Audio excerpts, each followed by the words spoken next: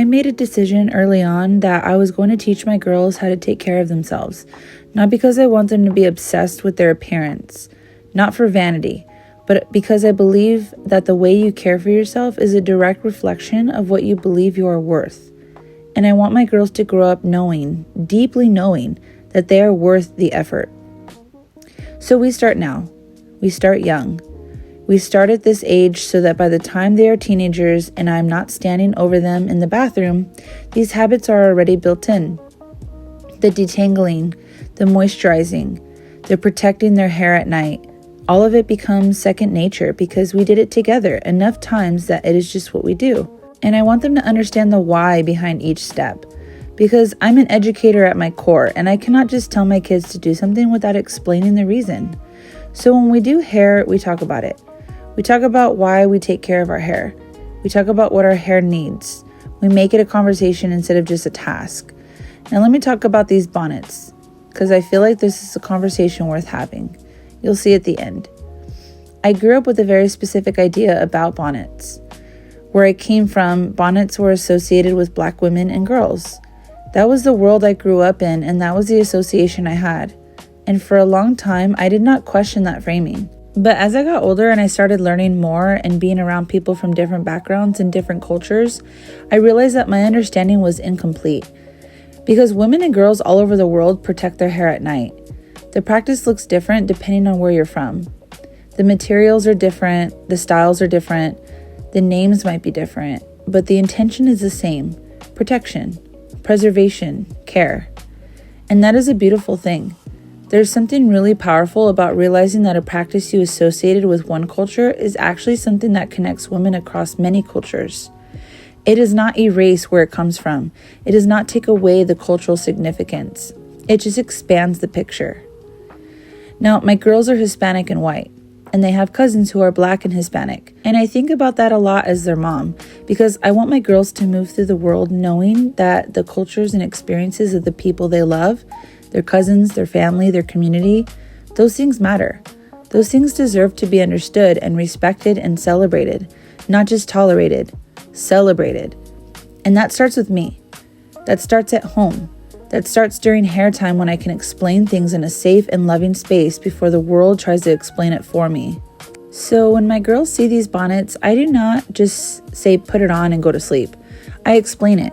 I tell them that Black women and girls have worn bonnets for generations to protect their hair, that it is a practice rooted in care and in culture and in pride, and that even though my girls have different hair, we can honor that practice and understand where it comes from and appreciate it.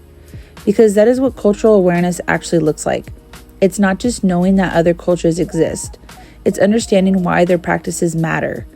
It is approaching those differences with curiosity instead of ignorance. It is raising children who ask questions and listen to the answers.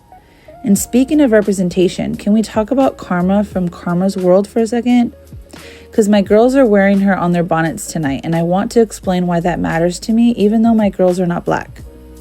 Karma's World is a show about a young Black girl who is creative and talented and confident and uses her voice to navigate her world. And that show is significant, not just as entertainment, but as a cultural moment. Because for so long, little Black girls did not see themselves as the main character. They did not see themselves centered in the story. They were supporting roles or they were absent entirely. And Karma changed that for a generation of little girls. My girls having cousins who are Black and Hispanic means that representation is personal for our family.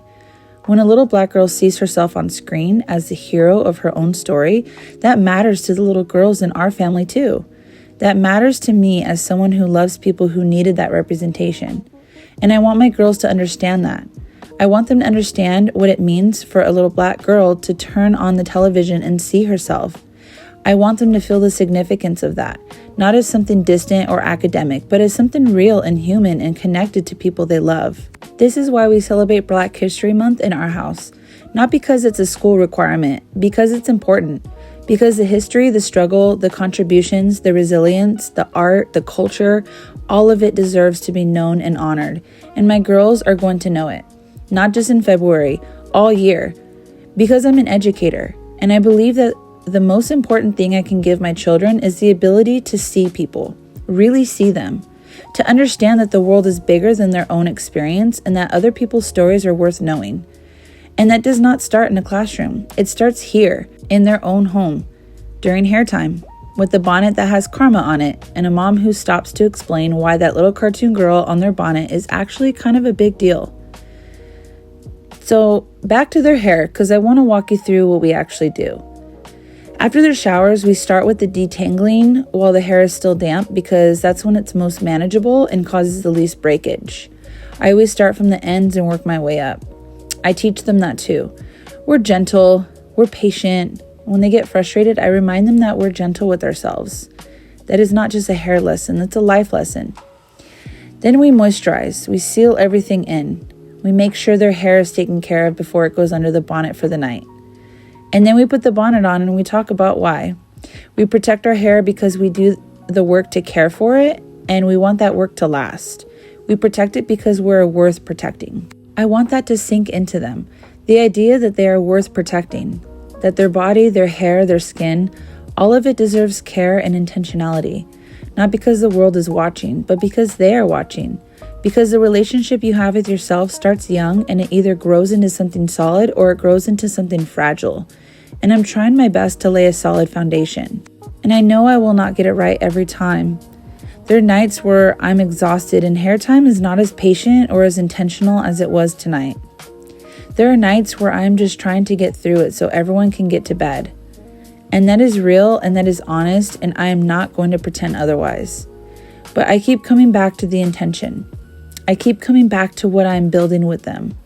And even on the hard nights, even on the nights where I have nothing left, I'm still here. I'm still showing up. I'm still doing their hair and putting their bonnets on and tucking them in. Because that is what they will remember. Not the nights I was tired. They'll remember that Mama always did their hair. Mama always made sure they were taken care of. Mama taught them to take care of themselves. And Mama taught them that the world is full of beautiful people with beautiful stories and that it is our job to honor that. That's the whole point. That's what all of this is for. So if you're a mom watching this and you're tired and you're wondering if the small things matter, they do. The hair routine matters. The bonnet matters. The conversation you have while you detangle matters. The way you explain the world to your children in the quiet moments before bed, it matters more than you know. Start them young, not for vanity, for dignity, for self-love, for the version of themselves they're still becoming, and for the kind of people you hope they grow up to be. Okay, bonnets are on. We're ready for bed. Good night from us to you.